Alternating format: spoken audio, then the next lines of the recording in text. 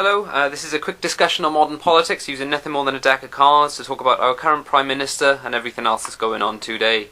You see, the Blues have been in power for quite some time now, but I think the more people weigh this up, the more they realise the Red is a much better option, especially with everything that's happened over the last 7 days. Of course, I'm talking about the wonderful nation of Great Britain, and more specifically, I'm talking about its current Prime Minister, who occupies number 10. Now, what I'm not doing is I'm not suggesting for a second that Cameron is at all evil.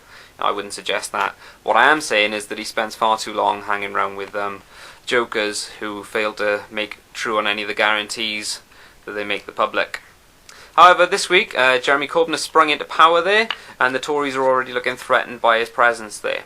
Now, I'm not a politician myself, I'm a magician, but certainly a lot of his ideas seem pretty ace to me. Especially when the current government are constantly making cuts to things we hold dear, such as our NHS for starters. In fact, they're making so many cuts to the NHS, you'd be forgiven for thinking that they're trying to make it disappear altogether. Anyway, we're not talking about that. We're talking about Jeremy, who's already proving to be a force to be reckoned with there, especially amidst lots of smear campaigns that want to make him disappear altogether. You see, during his recent reshuffle, he was accused of being sexist, even though half the jobs went to women. And he certainly represents a far different Labour Party than we saw in the 90s. Anyway, without me harping on too long, I just want to say that I think it's great that he's in power, and I think that if he was ever Prime Minister, he'd represent a much clearer picture of what the British public want.